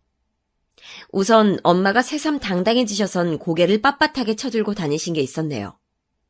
그때까진 엄마는 당신의 탓으로 딸만 줄줄이 셋 낳았다고 생각하고 계셨거든요. 그런데 그게 아니었단 걸 알게 되신 이후로 어딘가 격양돼 보이셨죠. 저는 다 커서 그런 지식까지 습득한 작은 언니가 대단해 보였습니다. 고등학교도 간신히 나온 주제에 그런 건 어떻게 알고 있나 싶었네요. 작업반장 이모가 알려주시더라. 그 이모의 조카가 서울대 다닌다잖아. 엘리트가 알려준 정보니까 정확하겠지. 아, 그랬구나. 아무튼 언니 대단하다. 아버지 앞에서 기죽지 않고 할 말 다 아는 사람은 언니뿐이야. 친척들이 혹시 아버지 무서워한다고 생각하는 건 아니지? 야, 똥이 무서워서 피하냐? 더러워서 피하지. 전부 다 못 배우고 가난한 사람들밖에 없는 양가 집안이지만 그럼에도 그 안에서 가장 질이 나쁜 사람이 누구다? 바로 우리 아버지다. 그러니까 다들 상종하기 싫어하는 거야. 너는 그냥 아버지 생각 자체를 하지 말고 최대한 무시하면서 공부나 해. 내가 보니까 우리 집은 너 아니면 가망 없다. 그런데 언니, 나는 그래봤자 성적이 늘 반에서 중간밖에 안 가는데. 바닥을 기는 것도 아니고 중간이면 해볼만 하지. 너 쓸데없는 데 관심 갖지 말고 무조건 공부나 해. 알았어? 언니들은 공부와 담을 쌓고 살았으면서 왜 저한테만 공부를 강요했던 것인지 그때는 미처 알지 못했었죠. 큰언니는 머리가 제법 좋았고 공부도 꽤 했었지만 집안의 형편이 너무나도 안 좋았기에 일찌감치 대학의 꿈은 접어두었으며 무작정 돈을 벌기 위해 사회생활에 뛰어들었다는 사실을요. 그리고 어렸을 때부터 안 들어도 될 모진 소리를 다 들어가며 커버린 작은 언니는 공부에 온전히 집중할 성정도 아니었고 역시나 큰언니처럼 마찬가지로 가난한 집구석의 환멸을 느끼고 있었기 때문에 무조건 돈을 줬고자 하였습니다. 그랬던 언니들은 막둥이인 저를 보면서 너만은 다르게 살길이라는 소망을 품어주었죠. 지금 생각해보면 정말 고마운 것이었는데 당시에는 그런 깊은 뜻을 몰랐었다는 게 천추의 한입니다. 제가 태어났을 때 이미 언니들은 학교를 다니고 있었어요. 언니들이 저를 업어 키우다시피 하였습니다. 뒤늦게 가진 자식이 또 딸인데다가 가난을 헤쳐갈 방도 따위는 보이지 않는 상황이었던 탓에 부모님께서는 저의 탄생을 반기지 않아 하셨어요. 언니들이 없었다면 저는 영양실조를 앓는 아이가 되었을 것입니다. 처음에 부모님으로부터 너는 굳이 안 태어났어도 됐다. 괜히 태어나는 바람에 서로한테 좋지 않은 상황이 됐네. 이런 소리를 들었을 때는 충격이 컸고 엄청난 상처가 되었지만 나중에는 면역이 되었습니다. 저만 그런 소리를 듣고 자란 것이었다면 또 모르겠으나 언니들이 산증인으로서 우리 부모님은 그냥 원래 그러신 분들이다라고 말을 해주니까 안심이 되었던 것이죠. 아버지는 원래 중졸로 알고 있었으나 나중에 정확히 알고 보니까 초졸이셨습니다. 당시에는 국민학교였죠. 그리고 엄마가 중졸이셨습니다. 두 분 다 가난한 집안에서 태어나 자라셨으며 그냥 흘러가는 대로 살다가 서로를 만나서 살림을 차렸고 저희 세 자매를 낳으신 게 전부였습니다. 아버지께서는 일용직 현장을 전전하셨고 그 일이 정기적인 게 아니다 보니까 어느 때는 며칠을 집에 오시지도 않은 채 어디 먼 작업장에서 일을 하셨으며 또 어느 때는 일이 없어서 내도록 집에만 몇 날 며칠이고 그냥 계셨어요. 가난한 집구석이 넓을 리가 없었죠.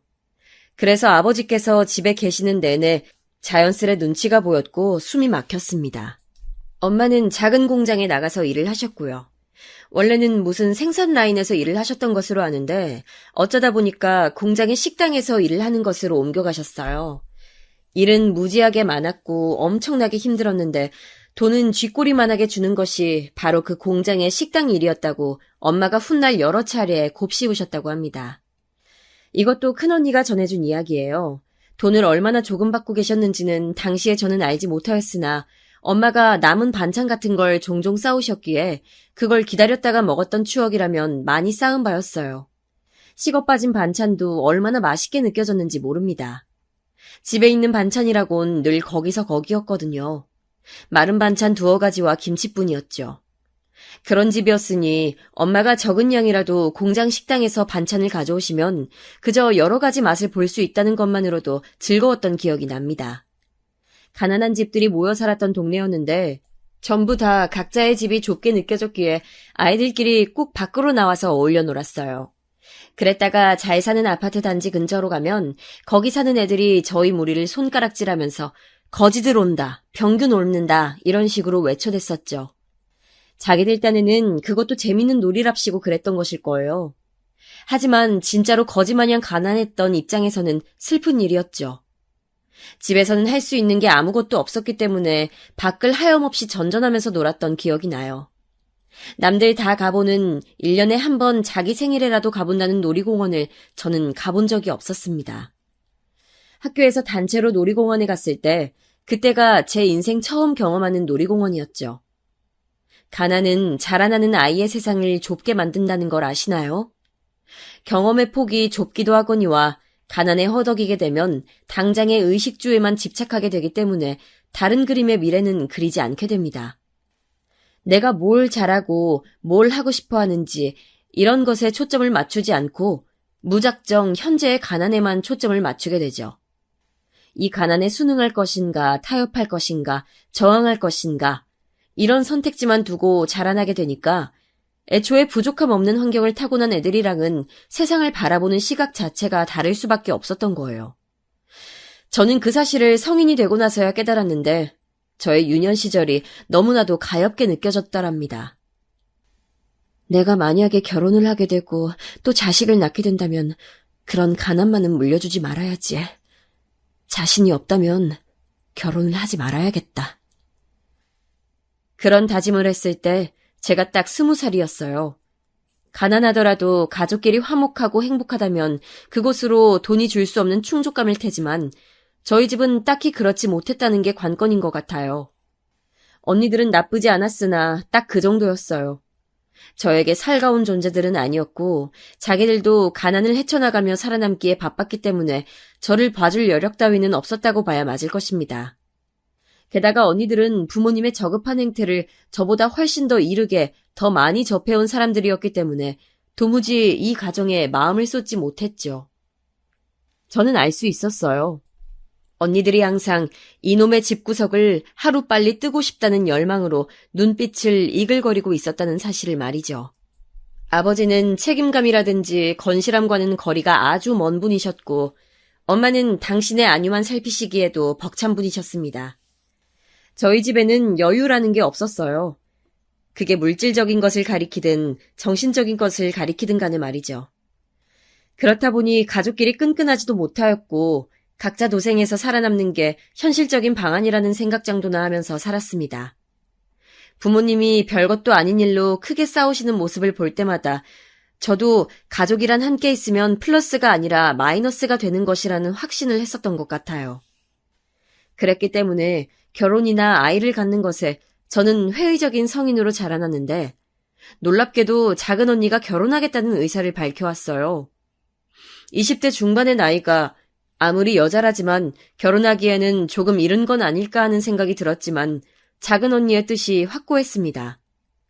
자기의 지랄맞은 성격을 받아주는 남자를 드디어 찾았는데 이 남자가 아니면 결혼을 못할 것만 같아서 놓칠 수 없다고 하더라고요.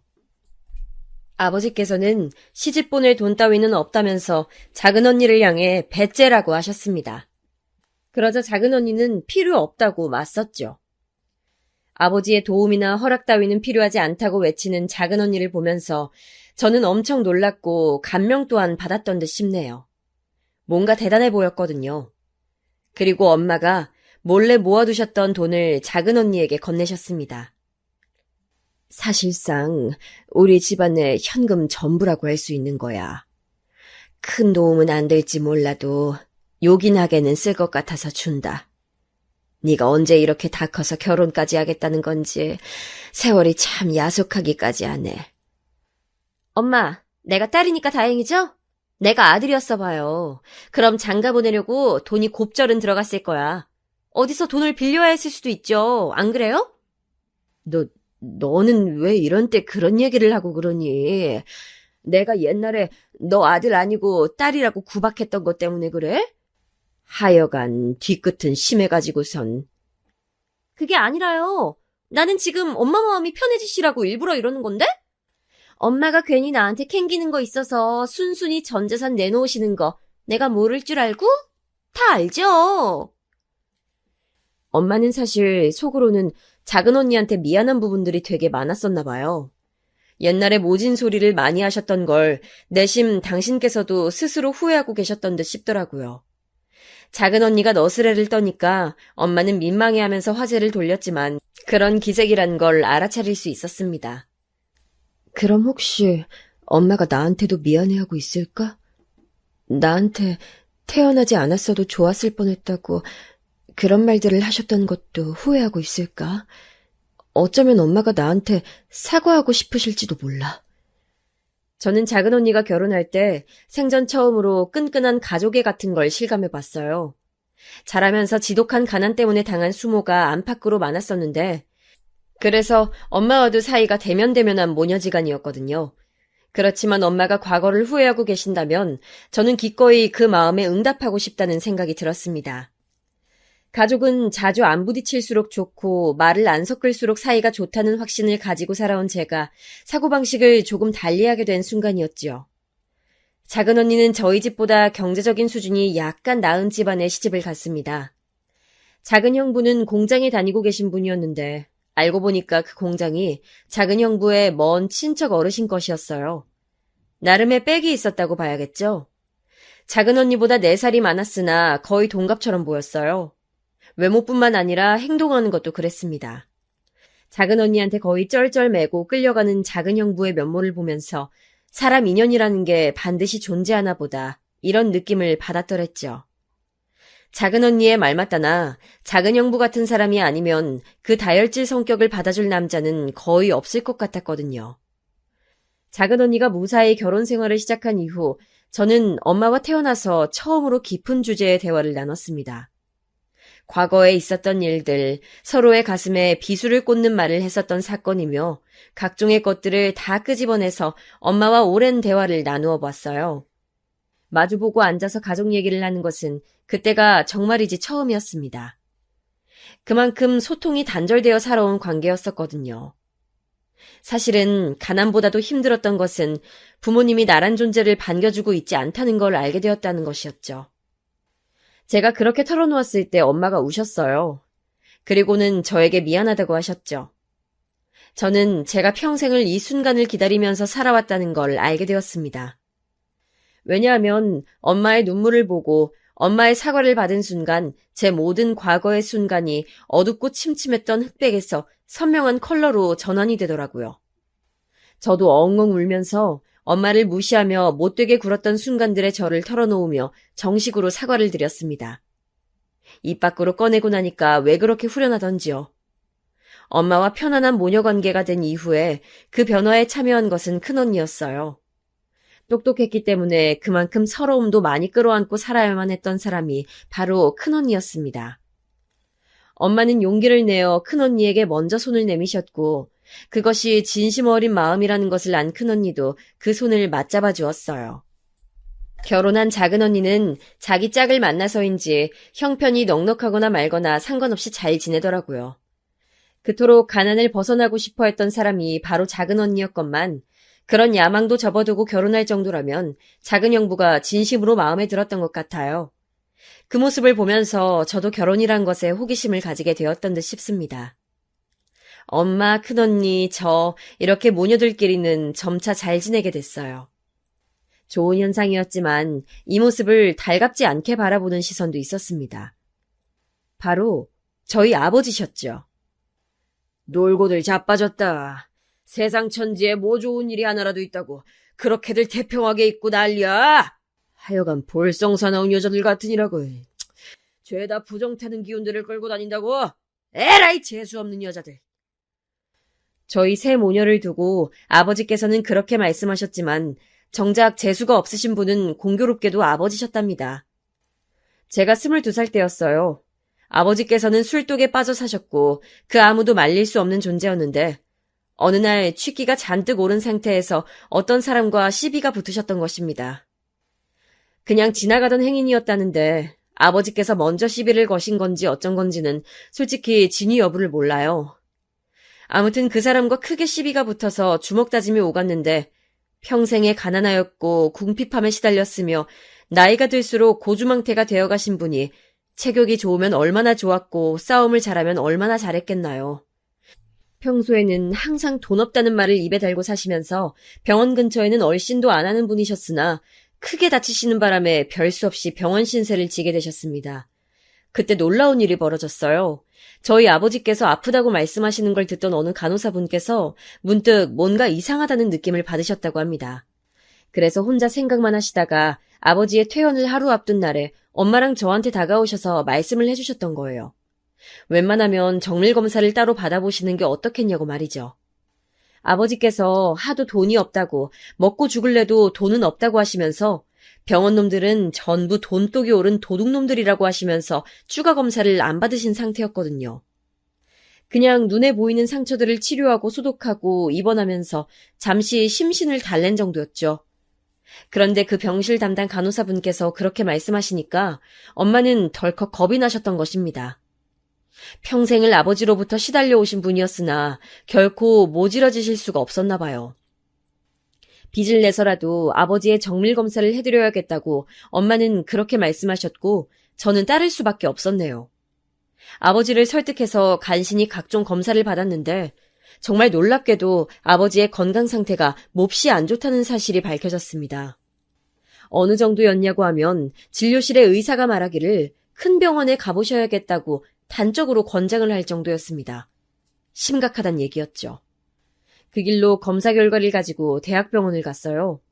이렇게 큰 병원에서는 돈이 얼마나 들지 하는 걱정이 앞섰던 것은 사실이네요. 부끄럽지만 그랬습니다. 하지만 그런 감상은 아버지가 받으신 시한부 선고 앞에서 모두 사그러들었습니다. 내가 가망이 없는 상태라고?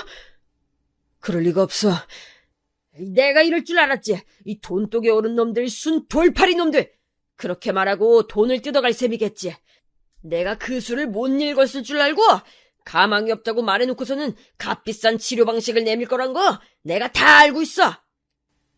아버지께서는 코웃음을 치셨지만 그런다고 해서 현실이 바뀌는 것은 아니었습니다. 의료진이 사뭇 진지한 얼굴로 사안을 직접 전달하러 아버지를 찾았을 때 그제서야 아버지께서는 상황을 인지하시고 표정을 바꾸셨지요. 저는 태어나서 그렇게 절망에 빠진 아버지의 표정을 그때 처음 보았습니다. 아버지께서는 아무렇게나 사신 분이셨으나 삶에 대한 애착만큼은 강한 분이셨어요. 그 사실을 당신의 마지막 시간을 보내고 계셨던 아버지를 지켜보면서 깨달을 수 있었죠. 더 살고 싶어 하셨습니다. 이렇듯 허망하게 생을 마감할 수는 없다며 몸부림을 치셨습니다. 그러나 그럴수록 얼마 남지 않은 여명이 아버지의 숨통을 조여왔어요. 이렇게 죽을 줄 알았다면, 이때까지만 살 줄 알았다면 내가 그렇게 살진 않았을 텐데. 왜 인생이란 것이 나처럼 어리석은 자에게 허락이 되어서 그토록 허망하게 쓰여졌는가. 아버지께서 공허한 눈빛으로 병실의 천장을 바라보며 그렇게 중얼거리셨을 때 저는 그 곁에 있었습니다. 그렇게나 올곧은 목소리를 내실 줄 아는 분이라는 걸 그때 처음 알았네요. 삶을 논하는 철학자처럼 보이기도 했습니다. 만일 아버지라는 사람이 다른 환경에서 살았다면 지금과 같은 말로를 맞이하는 일은 절대 없었을 거라는 출처 모를 확신마저 들었더랬지요. 처음으로 아버지가 안쓰러웠고 가여웠습니다. 아버지 때문에 벌벌 떨면서 두려움 속에 잠겨 지내야 했던 어린 시절의 기억들을 가지고 있는 저였으나 그랬던 괴로운 과거마저 아버지의 죽음 앞에서는 초연한 빛으로 퇴색이 되었습니다. 아버지는 저에게 당신의 과오에 대해 용서를 구하신 적이 없었고 그럴 뿐도 아니셨지만 저는 멋대로 아버지를 용서해버렸어요. 그런 덕분에 제법 홀가분한 심정으로 아버지를 떠나보낼 수 있었던 것 같아요. 아버지께서는 병원에서 초기 예상했던 것보다 더 일찍 돌아가셨습니다. 그 마지막은 갑작스럽기까지 해서 저희 가족들은 전부 다 얼이 빠져 있었어요. 장례식장에서도 아버지의 죽음이 실감나지 않아서 멍하게 있을 정도였죠. 그런데 또 엄청난 일이 벌어지려 하고 있었습니다. 아버지의 발인날에 찾아온 지각생 조문객이었어요. 대체 누구인가 했더니 바로 엄마의 오빠 되시는 분이었습니다. 제 외삼촌이요. 저는 8살이었나? 그때 외삼촌을 마지막으로 보고 그 후로는 만난 적이 없었습니다. 애초에 외갓집이 왕래가 잦았거나 의지할 만한 곳이었다면 아버지께서 그토록 엄마를 못살게 굴진 않으셨을 거예요. 아버지께서는 치사하게 너는 제대로 된 가족도 없는 처지라며 엄마를 조롱하곤 하셨습니다. 외갓집은 거리가 아주 멀었던 데다가 외할아버지와 외할머니께서 일찍이 엄마와 절연하다시피 하셨었기 때문이에요. 엄마의 유일한 형제인 외삼촌과도 가깝지 않았습니다. 외할머니께서 돌아가셨을 때 장례식장에 엄마는 큰언니만 데리고 갔었기 때문에 저는 가지 못했습니다. 그 후로는 아예 외갓집 소식을 듣는 일이 없었네요. 그랬건만 갑자기 외삼촌이 불쑥 등장하시더니 무슨 영문인가 싶었습니다. 그런데 아버지를 납골당에 모셔놓고 나서 외삼촌이 저희 모녀에게 놀라운 이야기를 해주시는 거예요. 외할아버지께서 아주 옛날부터 갖고 계신 땅이 있는데 외할머니께서 돌아가시고 난 직후에 그 땅에 바로 옆 땅을 추가로 조금 더 구입해 놓으셨었다고 합니다. 이제 당신마저 떠나고 나면 찾아갈 부모가 없는 외삼촌과 엄마를 생각하면서 전 재산을 털어서 작게 땅을 더 구입해 놓으셨던 거래요. 그런데 외할아버지께서 단순히 그런 의도로 구입하셨던 땅이 수지를 맞은 것입니다. 단적으로 표현을 하자면 인생 역전 수준이라고나 할까요? 그 엄청난 얘기를 듣는데 도저히 믿어지지가 않아서 엄마랑 저희 자매는 서로의 얼굴만 쳐다봤어요. 외할아버지께서 당신의 하나뿐인 사위, 그 쓸모없었던 존재가 세상을 떠났다는 소식을 접하시고는 결단을 내리셨다고 합니다. 그 땅, 외삼촌과 엄마에게 균등하게 나눠주기로요. 그 가치가 더욱 오를 일만 남은 그 엄청난 땅을 말입니다. 여기까지만 해도 놀라웠는데 갑자기 외삼촌이 수심 깊은 얼굴로 엄마를 향해 이런 말씀을 하시는 거예요. 내가 여기까지 오는 내내 생각을 해봤는데 아무래도 나보다는 네가 더 많이 갖는 게 맞는 것 같다. 나보다 네가 더 고생하며 살아왔잖아. 우리 어머니 떠나실 때 네 생각으로 애달파 하셨다는 거 내가 알아. 그리고 아버지의 아픈 손가락이 바로 너잖아. 암만 해도 나는 너랑 똑같이 그걸 나눠 가질 수가 없다. 네가 더 많이 가져라. 이건 한 번도 오라비 노릇을 제대로 해본 적이 없던 이 오라비의 진지한 부탁이다. 어떻게 이런 일이 저희 가족에게 일어날 수 있는지 너무 엄청난 이야기를 연속으로 들어버리니까 실감이 안 나더라고요. 시간이 좀 지나서 상황이 정리가 되고 나니까 받아들여졌어요. 저희 집 팔자가 고쳐졌다는 사실이 말입니다. 그렇게 되고 나서 큰언니가 시집을 갔어요. 큰형부는 집안이 크게 유복하진 못해도 경제적인 어려움은 딱히 없이 살아온 곳이었습니다. 근데 결혼하면서 큰언니가 저희 집에 부동산이 있다는 사실을 큰형부한테 공개를 안 했어요. 저한테도 입단속 시켰죠. 왜 숨기냐고 하니까 굳이 지금은 말할 필요가 없어서 그렇다고 대답하더라고요. 굳이 알리지 않아도 될 시기라면 알리지 않는 편이 현명하다고 말을 하는 큰언니의 판단력이 왠지 멋져 보였습니다. 큰언니는 저희 가족 중에서 가장 머리가 똑똑한 사람이었기 때문에 그렇게 판단을 내린 데엔 반드시 그럴 만한 이유가 있을 거란 짐작이 들었어요. 큰언니가 결혼하고 나서도 저는 아직 짝이 없었습니다. 연애라면 딱 2번 해본 바가 있었으나 크게 감흥이 없어서 헤어졌어요. 그러다가 제가 어느 날 저의 진짜 인연인지 아닌지 궁금해지는 상대가 등장했습니다. 직장 근처의 식당가에서 처음 마주친 사람이었는데 한번 의식하고 나니까 자꾸만 눈에 들어오더라고요.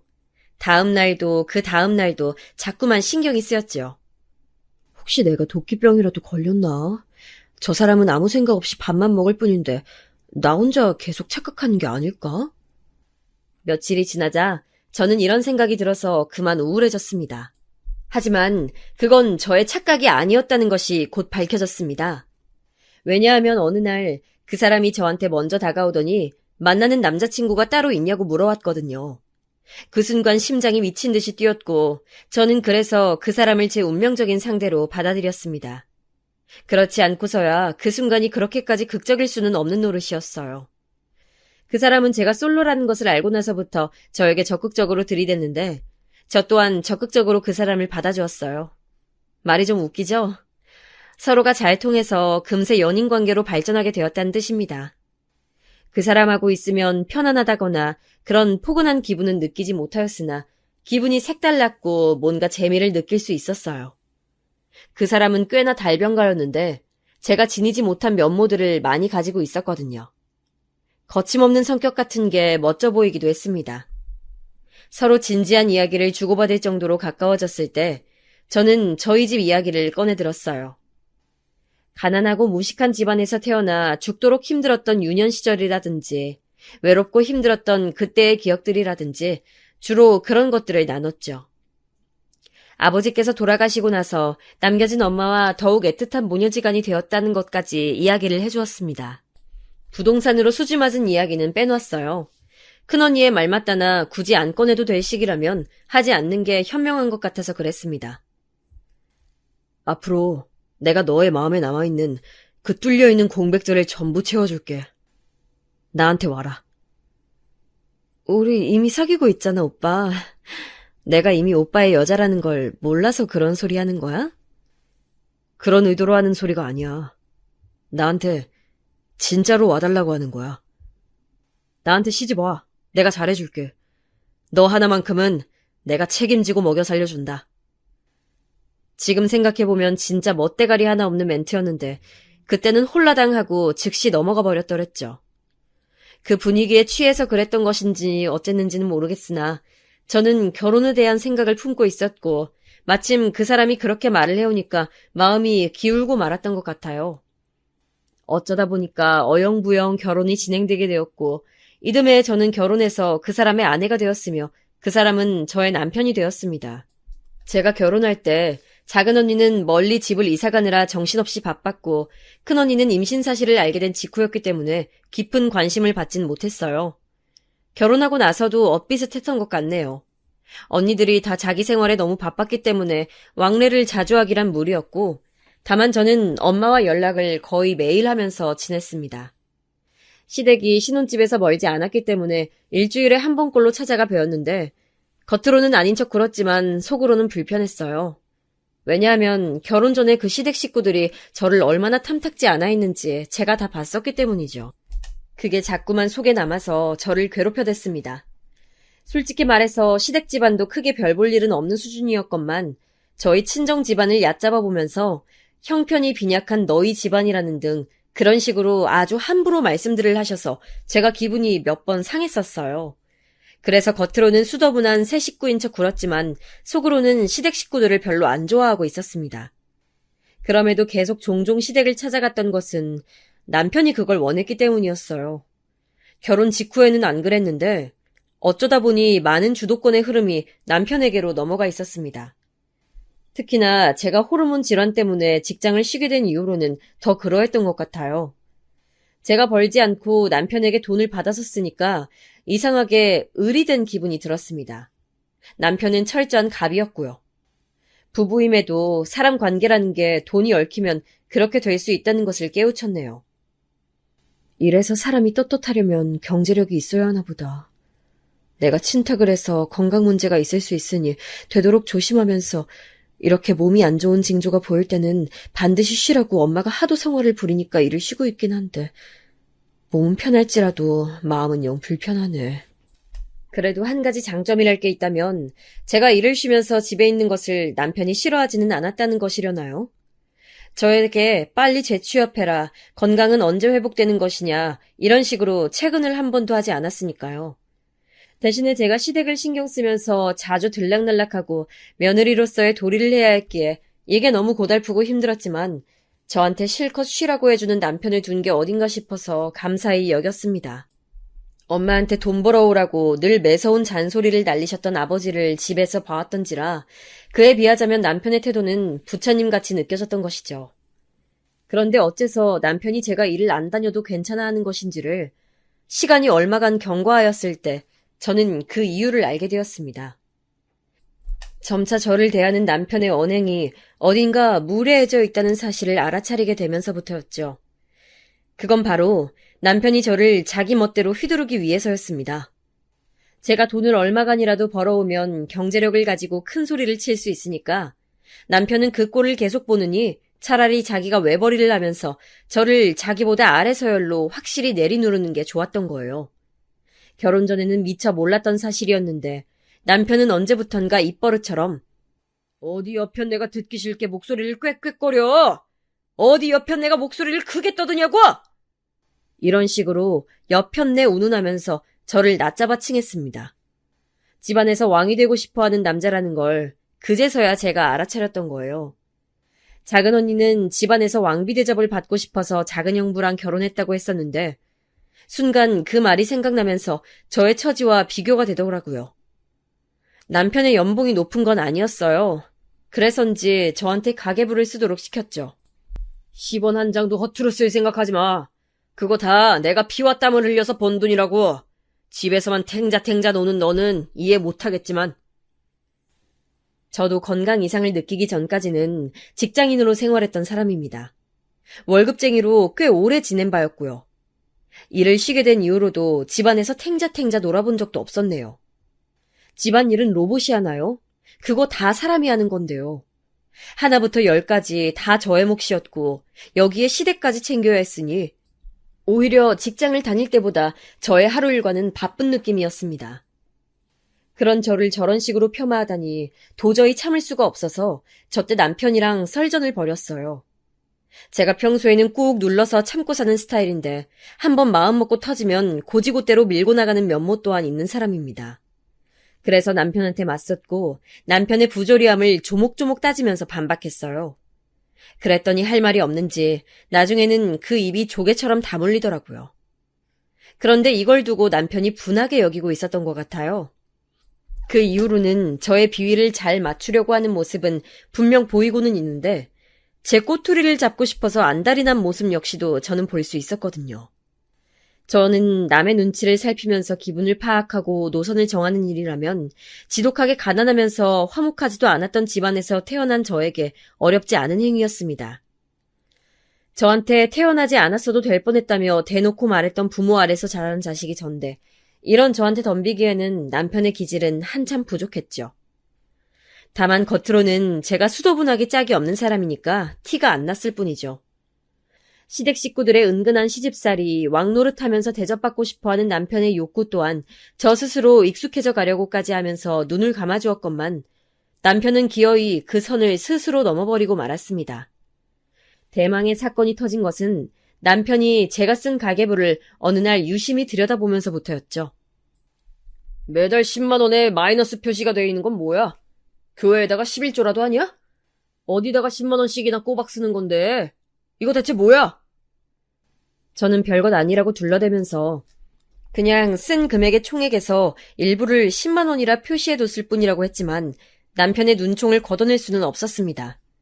그냥 넘어가도 될 것을 자꾸만 저한테 캐묻길래 저도 조금은 울컥해서 진실을 토해냈지요. 그거 우리 엄마 용돈 드린 거야. 10만 원이라 약소한 금액이지만 그래도 용돈을 드린다는 것에 의의를 두고 싶어서 그랬어. 설마 하니 자기 장모한테 들어간 고작 10만 원의 용돈 가지고 뭐라고 할 사람은 아니라고 생각했어요. 그러나 그건 저의 엄청난 희망사항이었을 뿐이었죠. 남편이 갑자기 얼굴이 시뻘개지더니 저한테 막 화를 내기 시작하는 겁니다. 장모님한테 지금까지 매달 드리고 있었다는 거야? 나한테 상의도 없이? 내가 벌어온 돈을 네가 감히 멋대로 그런 용도로 써버려? 게다가 네가 뭔데 10만 원을 약소한 금액이니 뭐니 짓거려. 이 옆편 내가 제정신이 아니네. 당장 용돈 드리는 거 그만둬! 다른 사람도 아니고 우리 엄마한테 그거 용돈 드린 것 가지고 지금 이런다는 게 나 이해가 안 돼. 나는 네가 이해가 안 간다. 네가. 너 네 집 식구들하고 왕래하는 것부터 끊어. 하등 도움이 안 되잖아. 받아 처먹기만 하는 네 집 식구들 그 거지 집단한테서 나는 질릴 대로 질렸어. 너 진짜 그러다가 나한테 이혼당하고 싶냐? 어? 이혼당하고 싶어서 환장했어? 남편이 흥분해서는 저한테 으름장을 놓았고 저는 그런 때일수록 오히려 침착해졌습니다. 제 가슴이 싸늘하게 식었다는 것을 스스로 느낄 수 있었어요. 그리고 저는 남편에게 방금 말실수한 것을 사과하라고 했습니다. 그랬더니 남편이 막 웃었어요. 사과? 사과 좋아하시네. 너야말로 당장 나한테 사과해. 내 돈 10만 원. 지금까지 멋대로 써서 미안하다고 사과하라고. 이 여편네야 안 그러면 이혼일 줄 알아. 제가 이혼이라는 카드에 겁이라도 집어먹은 줄 아는 모양이었어요. 웃긴 일이었죠. 그래서 저는 남편에게 사과하는 대신에 이혼하자는 대답을 해줬습니다. 그런 저를 남편은 센 척한다며 비웃었지만 저는 진짜로 이혼 서류를 준비했어요. 제가 먼저 도장을 찍었죠. 일이 이렇게 될 줄 몰랐는지 남편은 머뭇거렸고요. 왜? 나랑 이혼하기 싫나 봐? 사실은 내가 너무 좋아서 죽겠고 놓치기 아까운 여잔가 봐? 제가 도발했더니 역시나 남편은 욱하는 성질머리대로 즉각 도장을 찍었습니다. 저는 이혼 절차를 밟고 나서야 굳이 공개하지 않았던 사실을 알려주었습니다. 친정집이 사실은 엄청난 부동산 부자라는 걸 말이에요. 제가 지도 앱을 켜서 대강 위치를 보여주며 말했습니다. 여기서부터 저기까지 다 우리 집 땅이야. 네가 도둑놈일까봐 미리 공개를 안 했었는데 지금 보니까 그러길 잘한 선택이었네. 처음에는 믿지 않았던 남편이었으나 제 말이 사실이라는 걸 알고 나자 바로 저에게 무릎을 꿇었습니다. 한 번만 봐달라면서 애처롭게 빌더군요. 그렇게 눈물 콧물을 다 흘릴 줄 아는 남자였다니 정말 놀라웠습니다. 하지만 제 결심을 번복할 작정이었다면 저는 이혼 서류를 작성하기 전에 친정 재산을 공개했을 거예요. 아예 빼도 박도 못하게 이혼하고 남편을 후회하게 만들고 싶었기 때문에 그리 진행했었던 거죠. 남편은 물론이고 시댁 식구들까지 가세해서 저의 바짓가랑이를 붙잡았지만 저는 뒤도 안 돌아봤습니다. 그렇게 이혼을 해서 완전히 남남이 됐죠. 순간적인 감정에 휩쓸려서 영 이상한 놈과 결혼까지 했던 저의 미숙함을 반성했어요. 실패가 있기에 빛나는 성공이 있을 거라고 믿으면서 금세 기운을 차렸지만 말이죠.